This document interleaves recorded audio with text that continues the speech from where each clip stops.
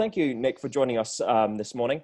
So first question I want to ask you, and I'm sure our audience is interested in knowing, what's it like being cancelled and then coming back from that cancelling? Because I think you're the only person possibly in Western history who's actually managed to beat being cancelled. First of all, I don't recommend it. The toll it has on your mental health, your relationships, your friendships, your family, everything. It's absolutely terrible. So for me, the biggest shock was I didn't see it coming. I founded a charity, 9 years ago. I'm chief exec. I funded the charity for 2 years. I ran the charity full time for 2 years for free before we could afford to pay anybody. It was my charity, even though charities don't belong to anybody. I perceived it as my charity. So when I wrote an article criticising Black Lives Matter and exposing their Marxist ideology, which I thought people need to know about, and this was spring this year, I thought there might be a little bit of criticism, but hey, we're allowed to criticise people in this country. It's called freedom of speech. So I didn't mind that. I just didn't think it would go that crazy, where we'd have people signing petitions to have me fired, and where the board lost their bottle, didn't want to have a fight, and thought the best way to end this issue is to sack Nick. And that's what happened. The first week, I was a beaten man, didn't see it coming. If you'd asked me before that, what would I have done if this would happen? I'd have said I wouldn't have accepted it. I'd have been fighting from the first seconds. None of that happened.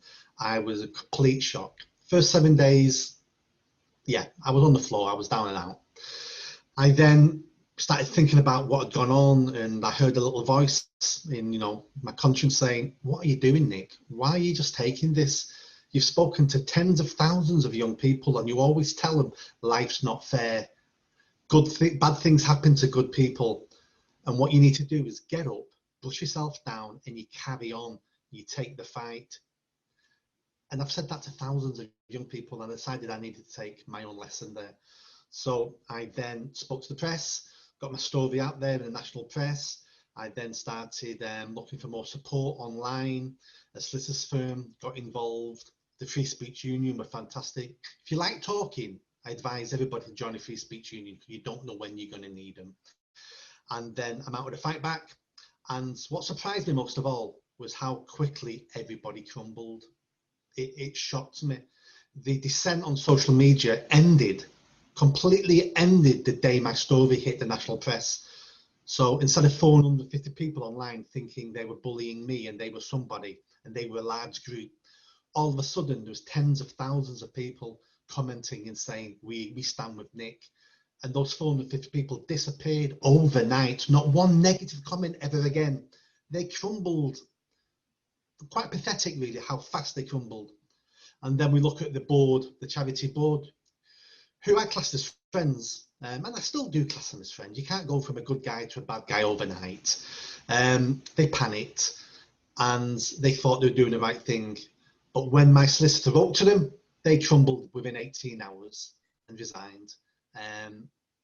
And that just goes to prove, that's the message I try to get out to people, is at your darkest point, when you think the world's against you, you're talking about a few dozen people basically, and they will crumble the second you have a bigger gang than they've got.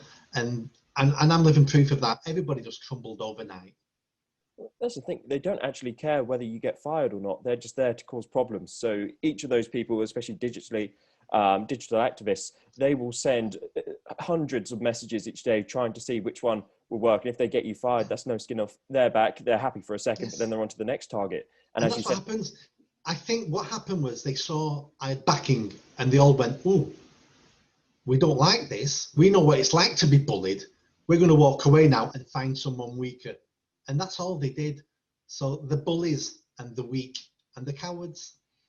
Oh, definitely. And I think even the government at the moment is trying to include sort of internet trolling and cancelling as a form of bullying online, because it is completely disproportional to the acts. Obviously, if someone said something extreme, there is grounds for sort of a reaction from there. But certainly criticising BLM and calling it a Marxist organisation, which it is, it states it wants to oppose capitalism and in the West, which is a Marxist ideology, is just ridiculous that people try to cancel you for telling the truth.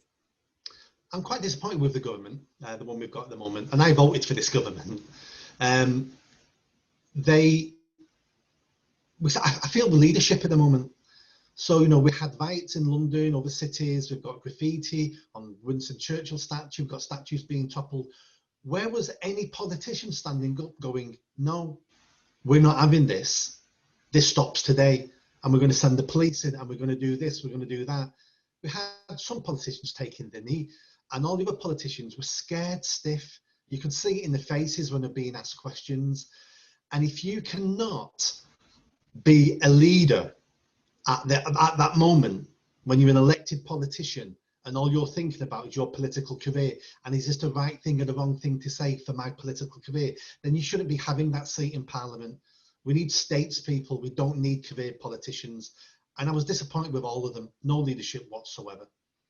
Definitely, and I think it's especially highlighted today. I think the stats have come out to show less than 50% of Black people actually feel like their lives have improved since the BLM thing, or awareness has been promoted as such. And so it shows actually all of this stuff which is going on was largely completely pointless, and it was all just pointless. Sort of a virtue. By pulling down a statue of someone we've never heard of in Bristol, how does that improve anyone's life? How does, you know, especially in America, it's gone crazy in America, but in this country, why and how does it improve anyone's life when we start calling all white people racist, when we're saying abolish and defund the police? I've worked 20 years working in communities, the poorest, the most disenfranchised, the most mixed racially communities across Greater Manchester. I've never come across one adult yet who has ever said to me, I'd like to see less police on my street. It's always the complete opposite. People are always moaning there's not enough police. Because if we got rid of the police, the people who would be the biggest victims are the poor and the people living in the inner cities.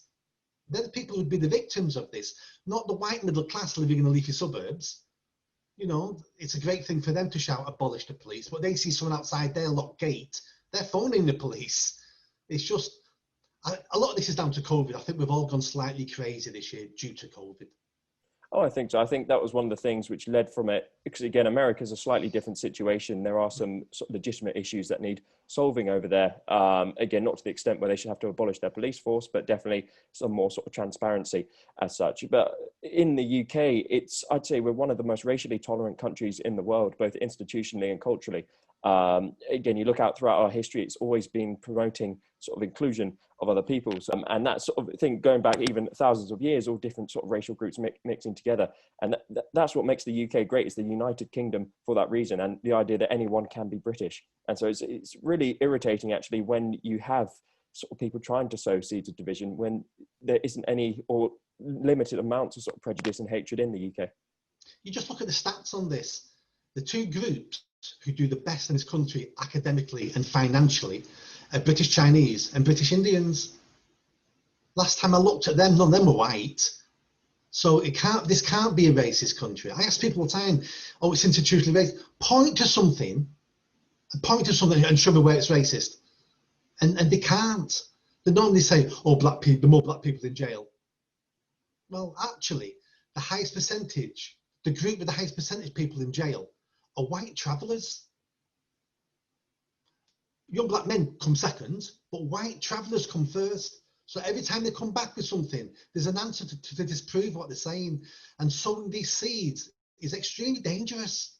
If we're telling the vast majority of the population, you're racist, you're no good, we're against you, eventually that majority group will go, okay then, we need to look after ourselves and we're going to class you as the enemy and we're going to make sure we do okay. And if you want a race war, we're going to make sure we win. And God forbid we go down that route. But if we carry on down this, we're going to have someone with great communication skills, a great orator is going to come along with some evil, far-right views, and he's going to go to the white populace, I'm your man. No one else is sticking up for you. Come and speak to me.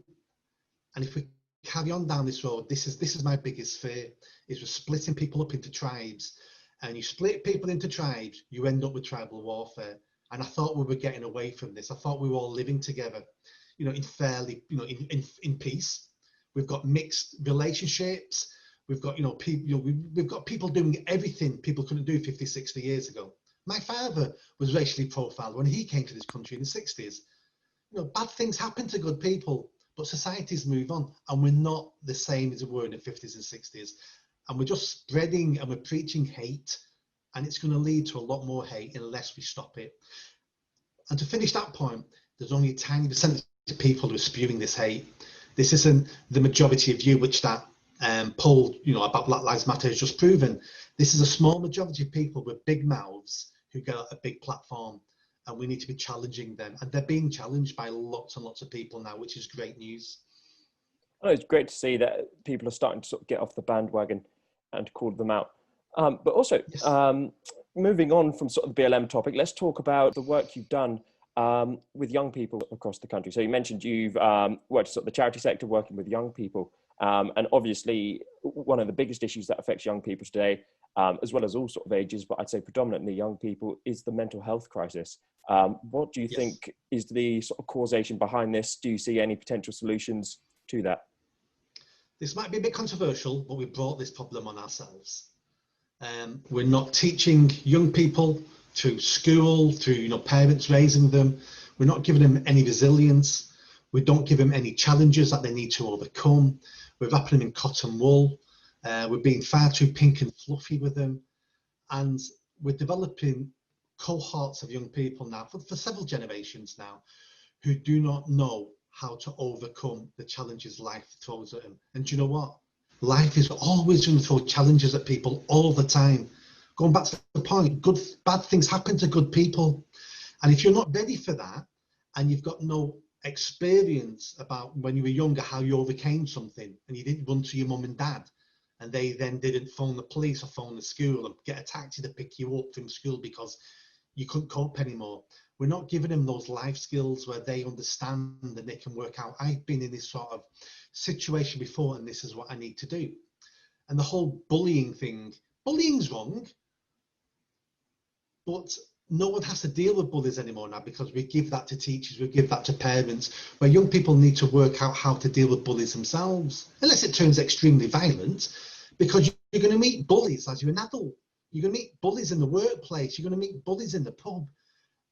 And if you've never dealt with a bully, then you're not going to be in the best situation. I think as well, a lot of the time when people go to teachers with bullying, it never really resolves the situation. It just sort of pushes it a bit more underground, I would say. So yes. I think it feels like parents feel a bit better, makes the teachers and the school feel a bit better, but odds are that child isn't going to stop being bullied just because the bully's being told off or told not to do it. As you said, it needs to be sort of trying to teach the kid to stand up for themselves or find different ways of overcoming. But again, as you said it rightly, it doesn't stop in adult life. And unfortunately, a lot of people, especially in sort of the workplace, are victims of bullying. Absolutely. And don't forget, we have social media now.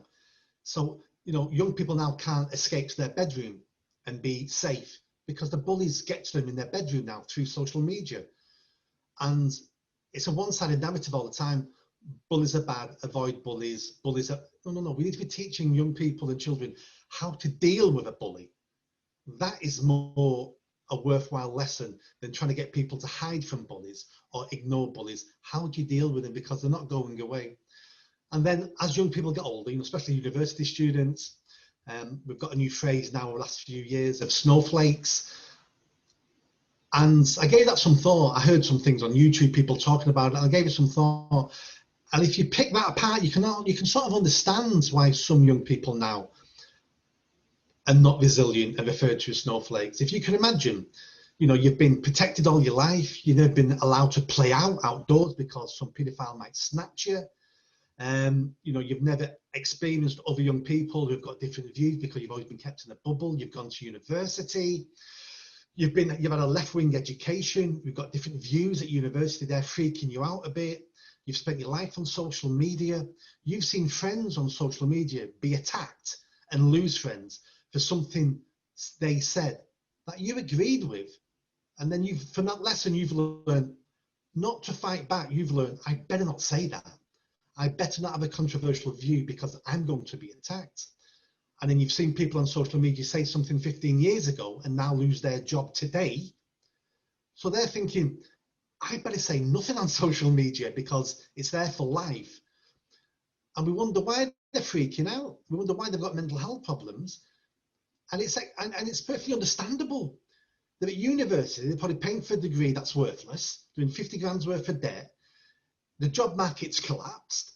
They're scared to say anything in case it hinders their future career. And we wonder why. they hear a different view, a talk on a campus, and they need a safe room. They need a safe room to get their head together because they're freaking out because we've not taught them how to stand up for themselves and resilience. So at this present moment in time, I can understand why they freak out. It's understandable. Oh, definitely. So would you say a lack of patriotism has contributed to this sort of rise in mental health problems?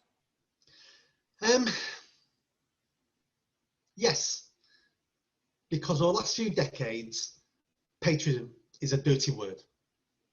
That word now is the same as saying you're a Nazi, you're the same, you support the far right. How we allowed our flag, our national flag, ever to be associated with far right groups, I don't know. It's because we didn't want to fight with them. We should have reclaimed that. There's nothing wrong in being a patriot. There's nothing wrong with loving this country. Because the best way to judge a country is how many people are literally dying to get in and how many people are literally dying to escape and get out. So on one point, people are dying to get into this country every day. Mediterranean, it's going to start happening in the Channel. How many people are dying to get out? The answer is zero. No one has ever died to get out of this country in my lifetime. We need something to bring us together because we've got different religions, different races, different belief systems, which is all fine in this country because we're a tolerant country. But we need something that brings us all together. Multiculturalism hasn't worked. It's just split us up into tribes. We need something to pull us all together. And that has to be pride in the country. It has to be nationalism. It has to be patriotism. It has to be a belief in the flag, a belief in the Queen, a belief in our shared institutions, a belief in democracy, a belief in the law and order and our laws. It needs to be that. That's what holds us together. Beyond that, then you can have your own religion.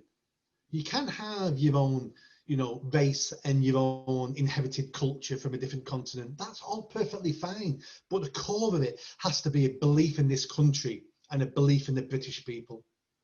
Yeah, well, again, we often say it's like if you don't love this country and everything sort of that it stands for, why are you here? We live in a global world, and that's not sort of directed at immigrants as such. Even people who are born here, is if you've sort of grown up here and you're a rampant communist, you want to sort of tear down everything. Why are you staying in Britain? There's countries out there which Venezuela, very socialist, Cuba, very socialist. Go move over there. They have your ideology and government already. You don't have to change what is working relatively well in the UK. People who've emigrated here have come here because they know they had the choice of the world. They had to travel through the whole of Europe to get here. This was a final destination of choice. They're not coming here because this country's crap and because it's racist. They're coming here because they've made a choice that's going to change their whole life and their whole children's lives.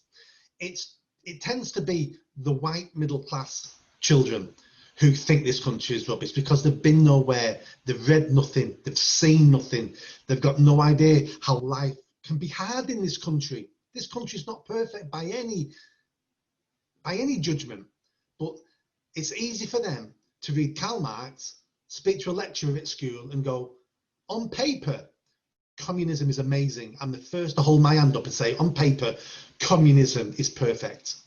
Unfortunately, what ruins communism are human beings because we're flawed and there's evil in all of us at some level and we're all nasty at some level.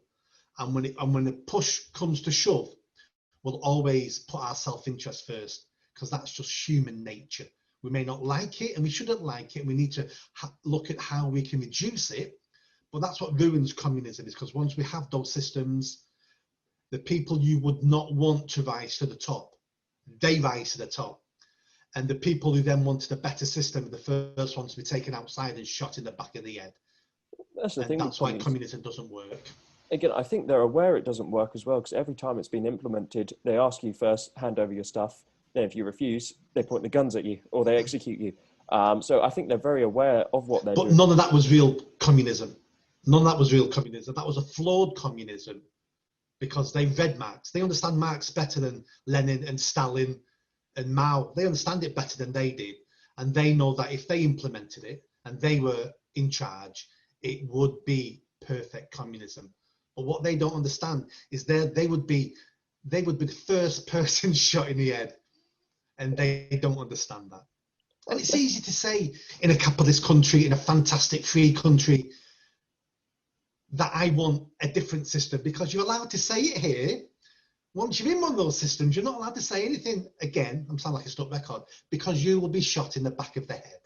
Well, even look at our government at the moment. We allow Sinn Féin MPs to essentially sit, which is the political wing of the IRA, a group which bombed this country. What other nation can say that people who have a distinct hatred for the British people are allowed to sit in our parliament? So actually, that's how tolerant this country is, and it may be to our detriment, maybe in the future. But actually, again, I don't think you can get much more democratic or fair than what we have at the moment.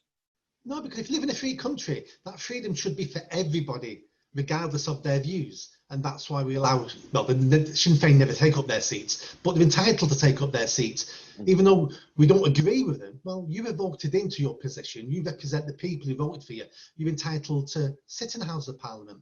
You're entitled to have a free voice. If you're a Marxist, you're free in this country to say you want to tear down capitalism. And if enough people agree with you, then in this country, we would tear down capitalism, because this is it wouldn't be a free country after that. But you can't pick and choose who has the right and freedom, because then it isn't a free country. So we've got to live by what we believe. And it's easy to criticize when you live in those sort of countries. And I'm not even sure these people who say it actually believe it. I'm really, really not sure. They're there on their iPhones shouting, power to the people, let's down the capitalism. And it's like, what? The cobalt that is used in that phone was dug up by child slaves in Africa last year. So where is your morality on that? It's easy for silly people to shout silly things, and we allow them to shout silly things in this country. Definitely. We've said it as well. Is I believe Black Lives Matter globally raised over $1 billion, and they used any of that money to combat modern slavery. As you said, there's still sort of child slaves digging up, or child workers digging up cobalt. In India, there's slaves essentially working in sweatshops where if they run away, they get their legs broken and dragged back in. There's slaves still in the UK, mainly sort of in car washing jobs, or unfortunately sex slaves. There's still a massive African slave trade in the Middle Eastern world. It's hugely concerning, actually, that none of this money has been used to actually help end modern slavery, which I think would be a much better tribute to those who were enslaved 200 years ago, than people getting upset. And what was at the moment, the Royal Mail's painted letterboxes black. It's ridiculous. Now, let's put it this way. For Black Lives Matter, slavery doesn't matter unless the persecutor is a white person. Black Lives Matter is a racist organisation. They're an anti-white racist organisation.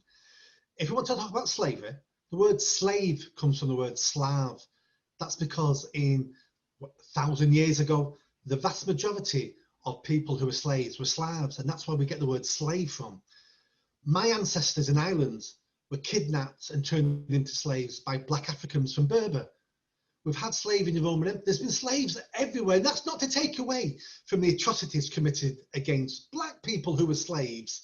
Not at all. But if Black Lives Matter cared about slavery today, you're right.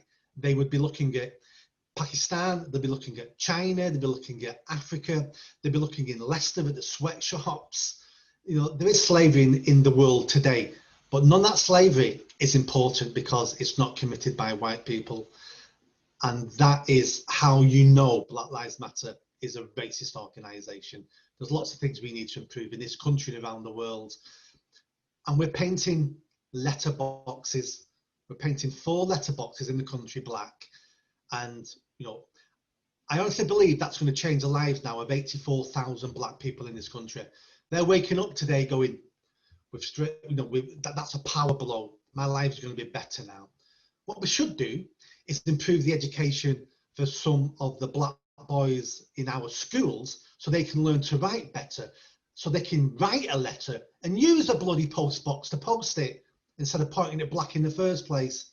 Absolutely virtue signaling of the highest order that achieves absolutely nothing. A waste of energy, time and money. Well, you look at all of these protests as well, it's the same thing. People go along there not to sort of implement change, I would argue, but it's to feel better about themselves because they feel guilty. Maybe sort of middle classes feel guilty about having a privileged life when there is poverty. in this country, and they think going for a march for sort of 4 or 5 hours solves that. And you can see now all the traction behind BLM, it's the wind has gone out of their sails, and it's starting to go towards other trendy things. I guess Pride Month starting now. Is it Pride Month or Black? One of them is starting now, and that's where it's starting to sort of get channeled to instead. And it's just frustrating to see that people don't care. And when you have genuine things, I feel a bit sorry for Majid Nawaz, because he seems sort of like a one-man army on the left or centre left campaigning against the Uyghur genocide in China. And no one really seems to be interested. Again, you sort of have to question, where are people getting their funding from if they're not calling it? Are people who are very quick to call out genocide normally or get upset about fascism aren't calling out sort of the extermination, the organ harvesting of racial groups in China? Well, they're not, because China is rich. So a lot of these, no company wants to criticize China because that's a market for them, or a potential market for them. Nobody understands that Chinese people can be Muslim. So that confuses them, because everybody wants it nice and simple, where Chinese people can be Muslims. Never heard of that. The persecutor is a Chinese person. Oh, well, that doesn't fit my narrative. I better not talk about that, because I might sound racist. Again, it doesn't fit the narrative. White people bad, everybody else good. It doesn't fit the narrative. Oh, definitely. And then you talked about people wanting, on the Black Lives March, on the Black Lives Matter marches, and they want, they think that's going to change anything. I don't think they think it's going to change anything. I think it's purely they want to feel better, and they've heard of the civil rights marches, they've heard of Martin Luther King, they've heard of Nelson Mandela, they've heard of Gandhi, and I really do believe that they believe that they're on the same sort of march as those people. Oh, I agree with just you, attending that march, that so many decades ago, they'd have been stood next to Mandela. Mandela would have been on their side, and so would Martin Luther King, and they're on the right side of history. And if they're lucky, one of these photos may be in a history book years to come with them in it. This is a typical marcher, and they've got no concept of history, of reality. It's just a Saturday afternoon, makes me feel better. I'm going home now, and that's it. Definitely. I think a lot of it stems down to, as you said, people wanting photos or prestige for themselves, because they want that picture for their Instagram, so they get the social credits. So they, like when they posted a black square on Instagram to show they cared about black people, and you've got to think, did any black people actually want people to do that? It just seems like such a pathetic is the word. Pathetic. Yeah, exactly. And again, if you do legitimately care about bettering the sort of lives of people, volunteer for charity. Go and volunteer to build a village or something in Africa on charity projects with the Red Cross. Go and join an anti-slavery charity. Get involved in sort of the legal system to become sort of a civil rights lawyer, something like that. I wouldn't even say that. I'd say to people, be the best person you can be. A bit like Jordan Peterson, sort your own life out. Be the best person you can be. Put your ship in order. Help your family, help your friends, do meaningful things. You don't have to travel across the world to Africa and be a white saviour, because I'm really not too sure about that sort of thing. Are we just teaching black people that if you're going to solve your own problems in Africa, you need a white person? Or are evil people in Africa keeping those orphanages in such a state, knowing they have to look like that if we're going to get more white middle class people to come over here and spend their money? So, sometimes we have unintended consequences. The best thing you can do as an individual is sort your own life out. Help people be a good person. Stop looking to virtue signal and be a saviour. If you've not sorted your own life out, then why do you think you can sort someone else's life out? And we need to stop interfering, because every time we interfere, we always leave the world a slightly worse position than we found it. Dictators are bad. So therefore, let's get rid of Saddam Hussein and Colonel Gaddafi. Those countries are in such a worse position today, and have been for a decade, than they were when we found them. And dictators are bad, but it should have been for those countries to sort their own problems out, not us interfering. We wanted to send Christianity to South America. What's wrong with that? We'll teach the natives. We took syphilis and smallpox. We killed millions, all because we wanted to take Christianity. Every action we have has an opposite reaction, an unintended consequence. Making the world better is more complicated than we can possibly imagine. So if you're 21 at university, do you think you have enough knowledge to improve the world? The answer is no. Improve your own life and then look at the world. And the world starts with you and your family, your neighborhood. That's where you start improving stuff, not a whole continent. Oh, definitely. Again, I'm 22 myself, and again, obviously, I am working in politics, but I work in a few other things as well. Because some of the best advice I got when I was younger is don't just go straight into politics and just have that as your life career. Because we've got too many career politicians who are Yes. completely out of touch with the rest of the world. You need to do something where you have a career and you can actually bring something to the table, or you've worked in a specific sector so you can improve it. We've got too many MPs at the moment who have sort of become MPs when they're very young and are being appointed to sort of nepotism positions where they're in charge of things which they've never worked in ministerial, as sort of testing their ability in the ministry before they sort of get groomed for the hierarchy. And it's extremely concerning to see people who aren't actually qualified running these ministerial positions and not actually people from that sector who would do a much better job. Yeah, absolutely. You're right, we've got too many politicians who are just career politicians. Do politics at university, straight into a think tank or straight as a secretary for an MP. They then say all the right things for whatever party. This is all parties, by the way. This is all parties. Oh, definitely, yeah. You know, they say the right things to get a safe seat somewhere, and then they're indebted then to that party, otherwise they'll lose their safe seat. And they've got no life experience. They don't represent anybody. They represent themselves and represent the party. And we have too many people in the House of Commons like that. We need to look at things such as, should it be term limited? Should an MP only be allowed to sit for 2 terms and then they've got to give up the seat? They can go campaigning again to maybe get another seat, 4 years from now. But do we need time limits? Do we need some sort of mechanism where the people who vote people in can hold them to account better instead of every 4 years? Then we need to look at the House of Lords, which is just full of people who get put in there to help the government. I think that I like the House of Lords in a certain way, as in they're not elected, so they're not in debt to the party that they stood for. But couldn't we scrap the House of Lords, have a new type of House of Lords where they get not elected by a party, but they win their seat because they're a business person. So we need 30% professional business people. Let's get them in there. They can scrutinise business laws. Let's get people who work for the third sector in there. Let's get people in there who've worked for the NHS and worked in private Bupa.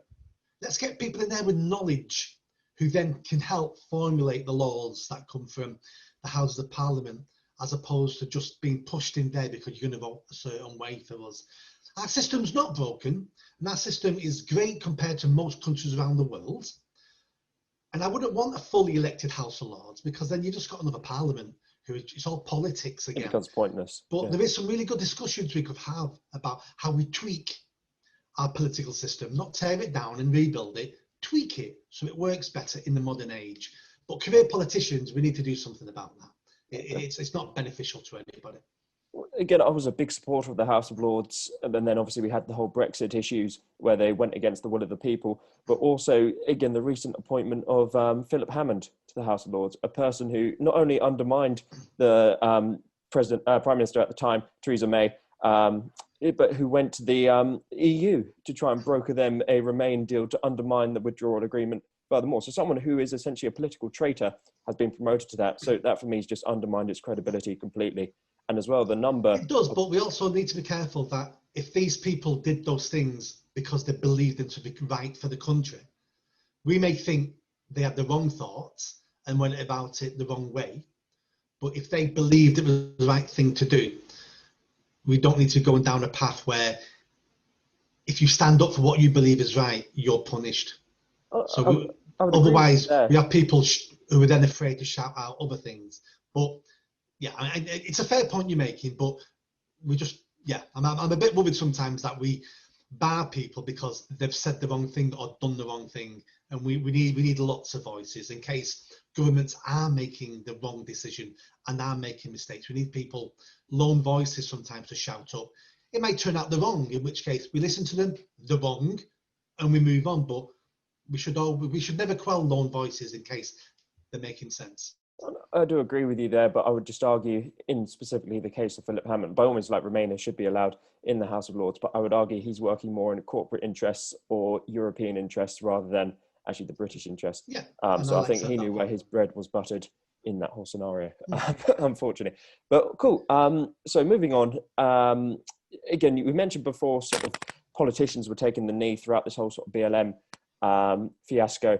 And then we also have police officers taking the knee. And you mentioned sort of to me before this interview that you were sort of based out of police stations for a little bit. Do you think the police are restricted by political correctness, or has the media just blown that out of proportion? No, before I set the challenge up 9 years ago, I spent 10 years working for Manchester Council in their crime and disorder team. A lot of that time I was based in police stations. I was never a police officer. I was a council manager based in police stations. I don't want people thinking I was a police officer. Yes, they have, and I can give you some really good examples of that. Best example I can give you is in Manchester City Centre, we have an area known as the Gay Village. Lots of gay bars, gay shops, gay people socialise there. That's where pride marches are and celebrations. Nothing wrong with any of that. There is a underground canal area known as the Piccadilly Undercroft, which is used for male prostitution and gay cruising, which is when strangers to each other, so male strangers to each other, hook up for sex. And canals go past this place and complain that their children are looking out the canal barge window and are seeing men having sex with each other. And it's also a notorious place for criminality and street robbery and things like that. So because of the crime and the unsavoury behaviour that was happening down there, we wanted to police it a lot more robustly. Because this is criminal behaviour, public indecency, street robberies, all those things. But because the people involved in this behaviour were gay men, it was politically incorrect and politically sensitive to do something about it unless we followed a procedure. And the procedure was, we need to engage with the community. We need to advertise to people that this was illegal behaviour. So I put signs up in the area that cost several £1,000s, so people knew it was illegal. Everybody knew it was illegal, but let's softly.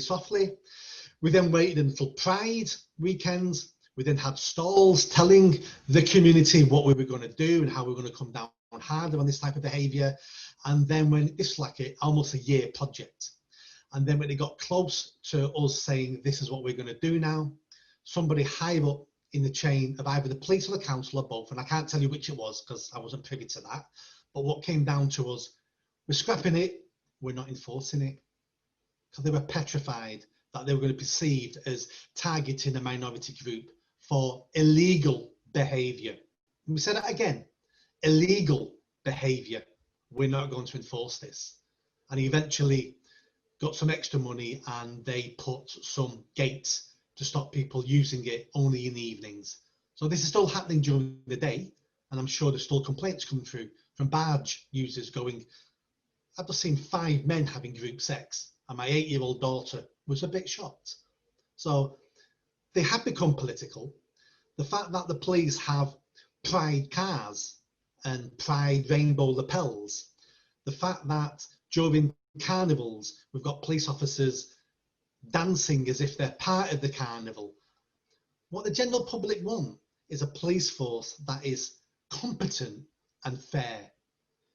As a police officer, it shouldn't matter if you don't agree with homosexuality. It shouldn't matter if you don't, want to go to a carnival and police a carnival. Those things are immaterial.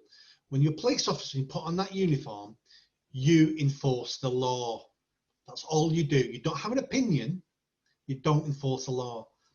And the first thing we need to do with our police force is we need to improve their customer service, because I feel that's lacking and has been for several decades now.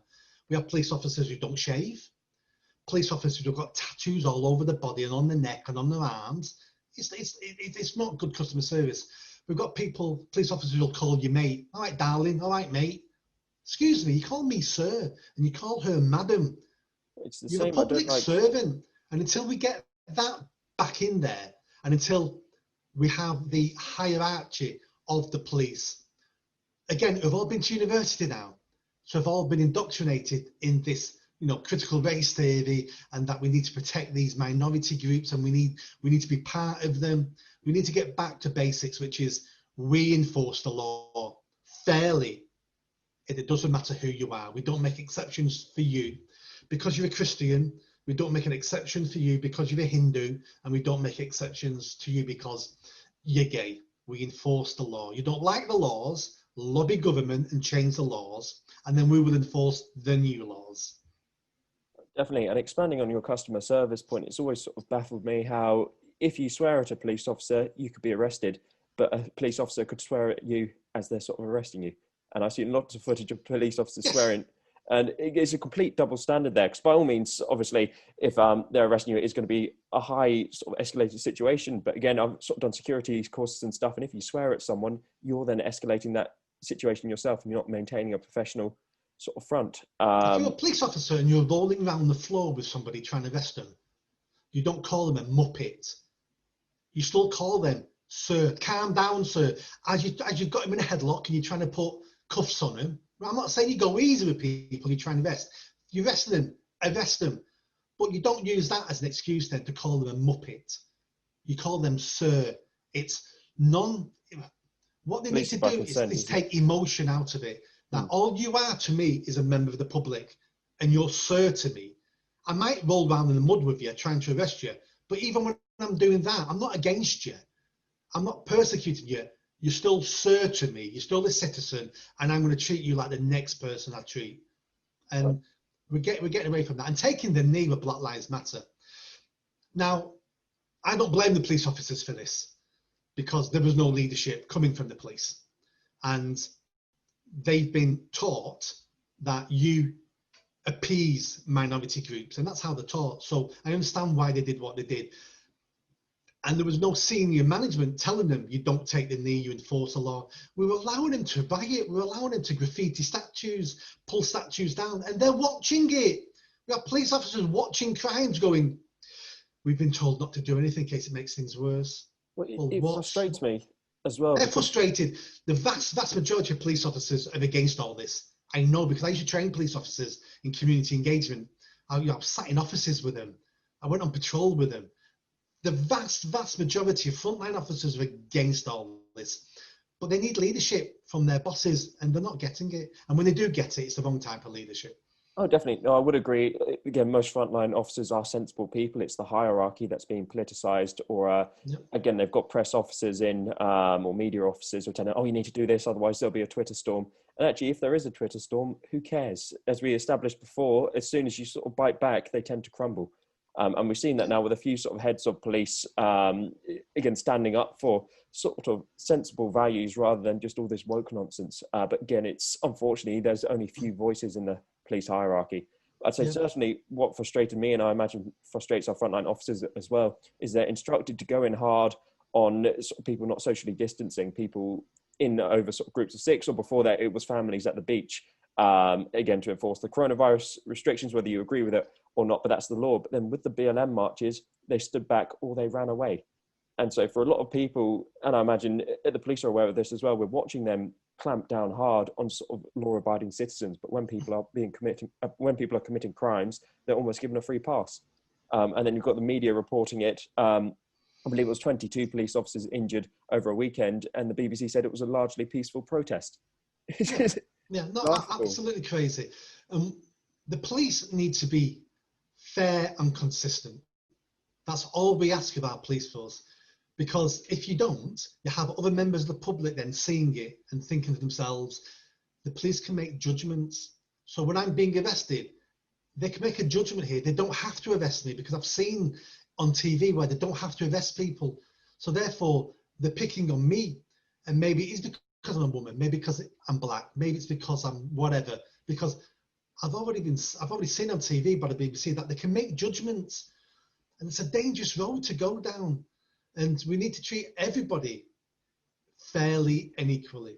And sometimes there will be situations where the police have to make judgment calls. And I fully understand this. I've seen it in real life. You've got 15 officers and there's 200 protesters, and they've already started pulling down statues and smashing up buildings. Well, 15 police officers need to remove themselves from that situation, because if all turns nasty, they're going to get hurt. And we need to make sure we protect police officers' safety. They're not supermen and superwomen. They can be hurt, as we've seen.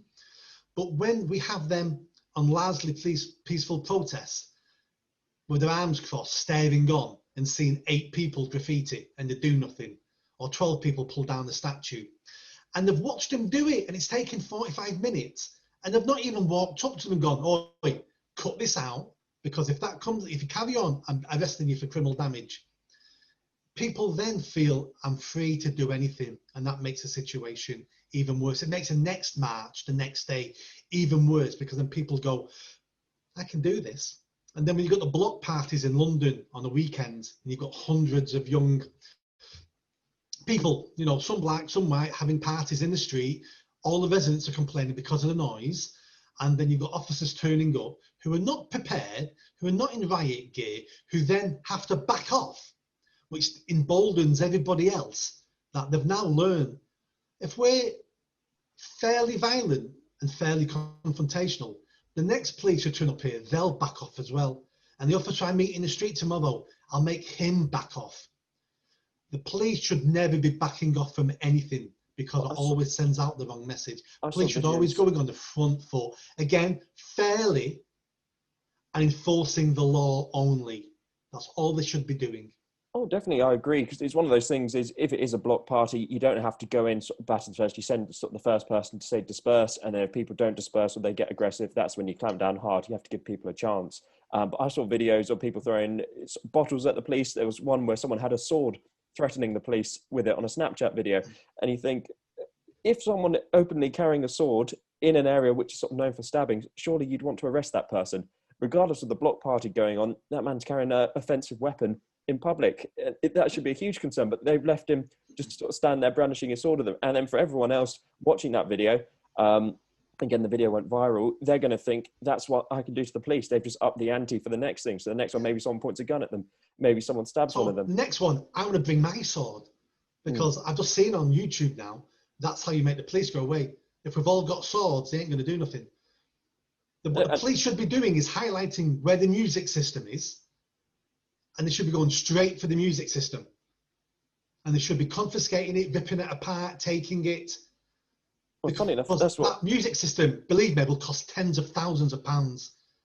And then when the people with these music systems realise, if I have a block party, the police just come straight for my music system, they'll be going, well, I'm not doing that. Instead, the people with the music systems get away with their systems and are all set up for the next day. We need to think about this more intelligently. The police can't fight 400 people on a block party. Let's go straight after the music system. There is no more block party. That's the end of it. And that's the end of a future one by these people, because they've got no more music system and we've just cost them 10 grand. That's how you deal with some of these things. Doing things like, again, what worked at university, for example, obviously university is a lot tamer, where people were having parties. They said the security just walked in and turned the system up, but people were threatened with evictions. So you get your one chance, but if you keep having it, they'll evict you. And actually with a lot of properties which either are government owned or privately owned, you go to people, if you're having a party which is breaking the law, you will get evicted. And then watch how quickly this stops, because people don't want to lose their homes. And then actually when there's actual sanctions, then you don't have to go in heavy handed. You say, right, you're just evicted, no more house. And then unfortunately, obviously that's quite an extreme sort of solution, but again, it is non-violent, and I reckon it would stop this, but it certainly worked at university. So. Well, I did those things. I knocked on students' doors and went in and sat them down and went, right, this happens again. We're going to speak to university, and they're potentially going to kick you out after a warning. We're going to look at getting you evicted from this. You're going to lose your bond.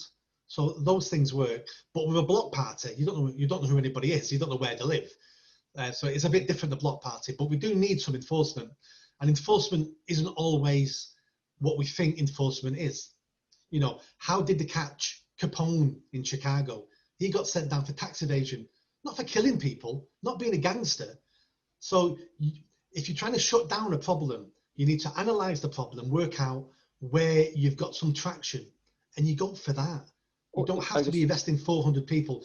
Go for the music system. That's the end of the problem. Definitely. And likewise, if you want to clamp down on people, I know they tend to ignore sort of cannabis use, rightly or not wrongly, but odds are at parties, people are smoking joints, people are taking drugs. And so if you started arresting people for that as well, that would be a massive disincentive for people to Well, go there. cannabis now in this country is almost fully legal. So What do you think about that? Do you agree with that? Disagree with that? I've got two thoughts. We make drugs illegal or we don't make drugs illegal. What we can't have is making drugs illegal, then ignore those laws, because that just makes a mockery of the whole system, the whole legal system in this country. So at this moment in time, I cannot see how we can enforce drug laws. We've gone far too far down the road now of people using drugs for recreation. I don't know how we turn the tide back. We don't. Me personally, I would legalize all drugs and I would have them sold at chemists. So you'd have big companies and chemists producing them, selling them, guarantee the quantity, the quality, instructions on the back, how much to take, and then we tax it and we use that money to help people who've got problems with drugs, just like we do with alcohol and tobacco. What will this do overnight? Overnight, it removes all the gangs and all the criminality in the drug trade. We never have boots to chemists doing drive-bys because to Superdrug because they're selling more paracetamol than the other ones selling paracetamol. Businesses don't do drive-bys. They just do better marketing. And we can look at marketing.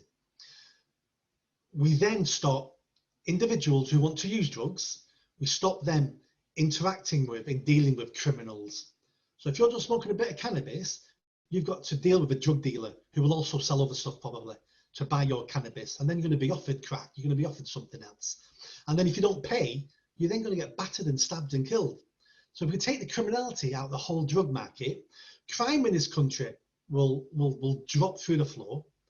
Burglary, violent crime, knife crime, all these things will dramatically reduce. We'll have more police time spent on other crimes. We'll still have people killing themselves and overdosing, but most overdoses at the moment happen because the person taking it doesn't realize the strength has changed or the quality has changed on the drug. But if you're buying it from Boots the Chemist, it's exactly the same every time you buy it. And I think that's the only way I see at the moment, unless we have a big change. And I don't see how we can stop our drug use at the moment. It's cultural and education. So I always look at it. So I'm sort of against the legalization of drugs, and I would agree. Actually, we need to properly enforce our drug laws, have wider education, stop persecuting addicts, go after the dealers, but particularly the international gangs bringing it in. So ultimately, we're an island. So again, apart from cannabis, everything, even things which they can cook here, so sort of speed, ecstasy, the ingredients have to be brought into the UK. They're not naturally found in the UK. So if we can have tougher borders or proper checks, we can stop a lot of this stuff coming in. I just worry with sort of the legalization is we have enough of a problem with alcoholics or people using alcohol, committing crimes, being a burden on the NHS, let alone once we start normalizing things like Coke, especially speed or something, which makes people aggressive.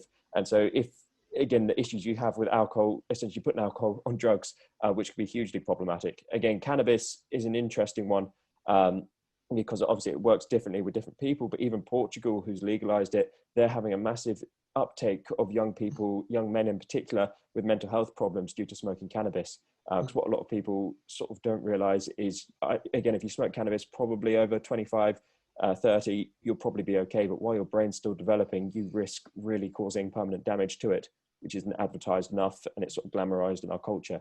So I personally think by clamping down on international gangs, and not just sort of virtue, because you see the government raids on largely sort of street dealers, and yeah, you've taken one kid off the street, but then these gangs will just find another one. There's hundreds of vulnerable people they're exploiting, particularly drug addicts, to deal for them. Actually, if you remove the people offering that incentive, if you remove the drugs as well, in theory, addiction's going down, drug use is going down. So that'll be my sort of argument for that. That I would agree with that if we lived in a perfect world and we could achieve that. But for 20 years in this sort of work, there's no country that's prohibition doesn't work. People will want what they want, and people will always find a way of getting what they want. And criminals will always step in the market to provide what people want. We can't stop people importing stuff the amount of stuff we import on a daily basis with containers and smuggling, it's impossible. And that's why if we could not invent these things in the first place, that'd be perfect. But they're here now, and I don't see how we can stop people taking them and how we stop people getting them. And if we know that's the case, the next best solution for me is reducing harm, and reduce harm by regulating it. I don't see another way. I hope there is another way, but I don't see another way. Oh, definitely, yeah. 'Cause I guess it's a tricky one. Like as I said, in an ideal world, you would be able to do this, but then you look at places like the Philippines, and I believe they've managed to solve largely their drug issue, but at the cost of essentially executing everyone who takes drugs or deal drugs, which is hugely tyrannical. And that's what that's my fear is. We would become almost a fascist state. That would be the only way. That's the only way you can get people to do what you want them to do and not what they want to do. Is you have to be so harsh, and the penalties have to be so harsh, and you have to interfere with every part of everyone's life to make sure they're doing what you want them to do. The amount of checks at the ports would have to be so vast. The price of everything we import would double overnight because we're spending that much money on checking every container. We're doing so many checks. And because we live in such a global, we could have done this maybe in the 60s, and even then, we failed. The war on drugs has completely failed. It's completely failed, and I don't know how we turn it around. I'd also argue there's barely been a war on drugs in the UK. I think definitely in the US, but certainly the UK, it's always been people turning a blind eye to it. But at the same time, drugs have only really been around properly for the last sort of 30 years. And so in that time, obviously our culture shifted more towards the nightclub scene and stuff, but then that gives me hope in the sense that hopefully it can shift back to something more traditional, more sort of sensible partying as such, rather than going or maybe people again doing stuff when they're young and being sensible from there. But from my sort of awareness and from what I've seen, it's drugs are at all levels of society. It's not just young people. So it's trying to get that awareness out there and that education to encourage people not to take them. And yeah, education.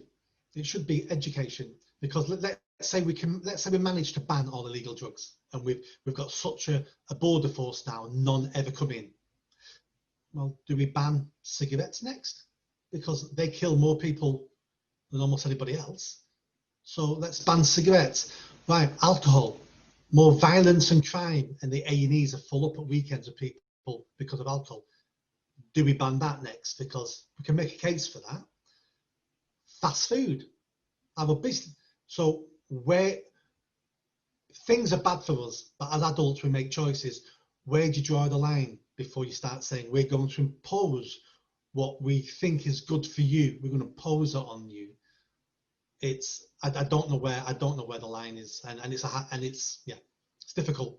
Oh no, 100%, and that's where you do feel sorry for our elected politicians sometimes, because they've got to make those hard decisions for us. They don't even talk about this because they don't see where the benefit is for them to talk about it. So that's why nobody ever looks at our drug issues, and nobody ever comes up with a new policy. I think the last person who looked at it was under Tony Blair, and he produced his report, and Tony Blair sacked him because the recommendations wasn't what the government wanted to hear. Yeah, and I guess as well, it's only going to lose them votes as well, because for the people who are going to vote for sort of, I guess, more conservative people, they're probably anti-drug anyway.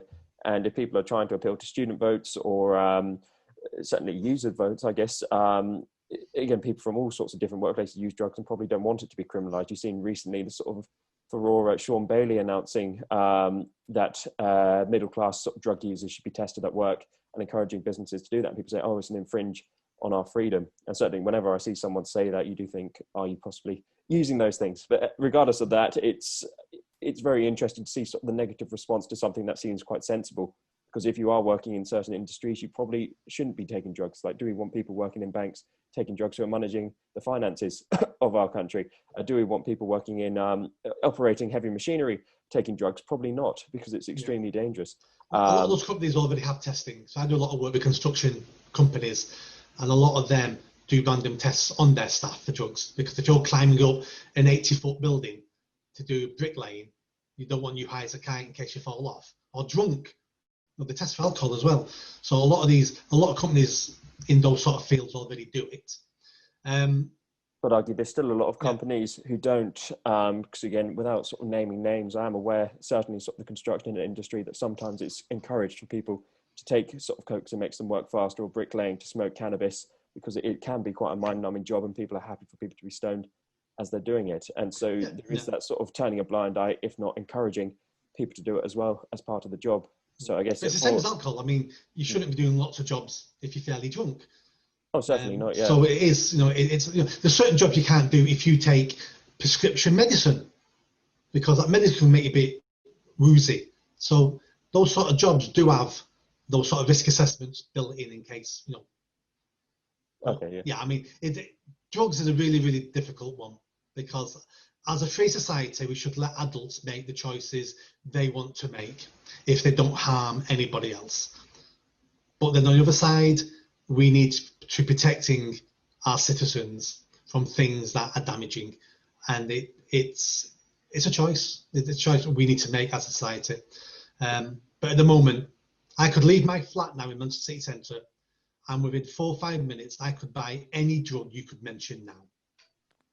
So it's freely available, and that's not because I live in Manchester City Centre. You go to any village in North Wales or in Devon and Cornwall, some fishing village, it's exactly the same there. You can buy whatever you want in any community within a few 5-10 minutes of your house, anywhere in the country. So it's almost legal because it's freely available now. Oh, definitely, no, and it's a concern, and definitely something which our politicians, as you said, they either need to police it properly or they need to look at alternatives. Let me give you an example of unintended consequences on the drugs matter. So do you remember legal highs? Oh yeah. So when I ran Manchester City Centre for the council to do with crime, legal highs were on my radar, because we were getting middle class kids coming into the city centre, going to one of the funky shops and buying it's called spice now. It was called different things then. And they would go smoke it, fully legal. And then they would collapse, we'd rush them to hospital, and that was happening once a fortnight. And we thought that was a huge deal, because mainly they were middle class, and we'd get complaints in from their parents, and the press would pick it up. So a big campaign across the country, we need to make it illegal. So we made it illegal. So what happens? We made it illegal. The drug dealers went, oh, that's illegal now. I wonder if there's a market for this. The drug dealers stepped in. They started bulk buying it. They started selling it cheaper than the shops were selling it a year before. And they started selling it to homeless people. Now it's a pandemic across Manchester City Centre now. Every homeless person you meet is smoking it. And now it's run by drug dealers. And we've got homeless people stabbing other homeless people because they're selling it on their patch. Homeless people sell it to other homeless people so they can make a bit themselves to get a bit more space. It's a big issue now. It wasn't several years ago because it was legal. Still being abused, but by white middle class kids. So unintended consequences sometimes come back to bite us. No. We need to think these things through really, really carefully. Very valid point. But on that note, I think we've shot over the time we booked you in for. But thank you very much for coming on the show today. It's been fascinating to talk to you. And yeah, I'm sure our audience are going to be very interested to hear what you've had to say today. So thank you very much. I've enjoyed it. Anytime.